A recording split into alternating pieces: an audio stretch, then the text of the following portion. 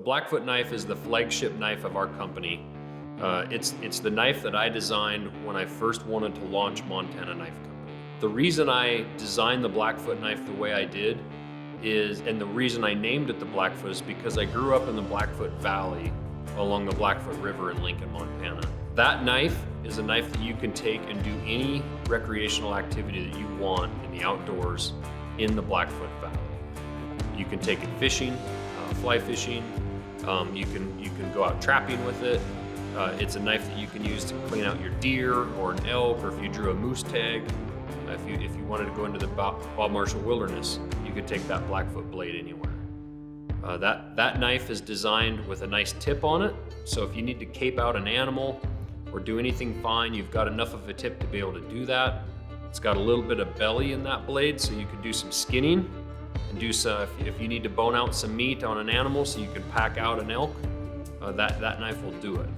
One of the big advantages to that Blackfoot is its size. It's small, it's fairly small. It's about a 3.5, 3 3/4 inch blade. You don't need a huge knife when you go out in the outdoors, especially if you have a knife made out of really good steel. The Blackfoot's made out of 52-100 ball bearing steel. The Blackfoot blade is thin, it's light. We've actually skeletonized the handle, and in the version 2 Blackfoot, we've actually taken just a little bit more steel out of the handle to help compensate for a little bit thicker scales in this version than we had in the first version. Even though the Blackfoot is thin and light, it's still hardy enough to actually do some fairly heavy work.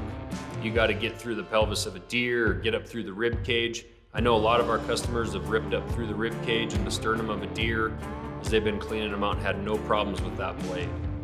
The other advantage to having a thin blade is it's easy to resharpen. The edge geometry is thin. It's only down around 10 thousandths or 12 thousandths at the edge before it's been sharpened. So when you resharpen that blade, it's just a few passes on a stone and you're back in business. The other advantage that you have with a Montana Knife Company knife is if you do need more of an extensive resharpening, we'll do that for free. You just send us that knife and we'll sharpen it and we'll get it sent back. The only thing you'll owe is a little bit of shipping and handling. The Montana Knife Company Blackfoot blade is not a stainless steel. It's a carbon steel blade. It's made out of 52-100 ball bearing steel. And I did that for several reasons. To me, the advantage of that steel, one of the biggest advantages is it's wear resistant, right? It's made out of ball bearing steel. Ball bearings are made to resist wear, just as you want your edge to resist wear.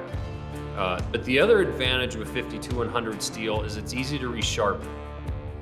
It's not necessarily the hardest blade in the world. A lot of people talk about how hard of a steel they have, but then they find when they go to resharpen it, they can't touch it with a typical average stone. You gotta have a belt grinder to resharpen those. Even though the Blackfoot blade isn't stainless, it still has a level of protection because we've parkerized the surface. That's kind of a pre-oxidization, kind of beats the rust to the punch. 52-100 steel actually does quite well retaining an edge when it's put up to some abuse, as thin as it is. A lot of the stainless steels that are really super hard, you got to leave them thicker. That edge has to be thicker, or else it'll want to chip and fragment under a lot of stress.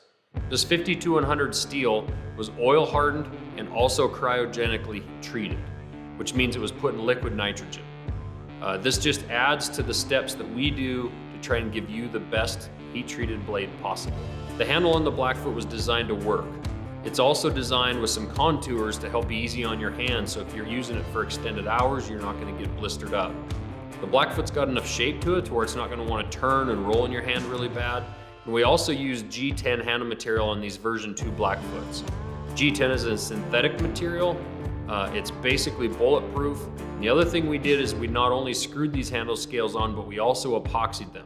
So no blood, no moisture can get between those scales and the blade. The biggest upgrade in the version 2 Blackfoot is definitely the sheath.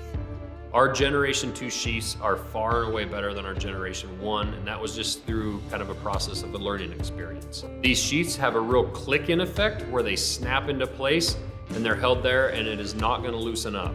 There's actually a tension screw that you can take a turn in or a turn out to adjust just how difficult or how easily you want that knife to come out of that sheath. If you're carrying it in the backcountry and it's upside down on your chest, which is where we suggest carrying it, we suggest having that thing cinched down pretty tight. The Blackfoot sheaths are designed to be carried horizontally, vertically, left-handed, or right-handed. The other really cool feature on these sheaths is you can actually take that clip off if you want to even get rid of more weight, more bulk, and just have that knife slipped into a pack or a pants pocket. But these blades aren't made to look pretty forever. They're made to use, they're made to abuse, and they're made to pass down.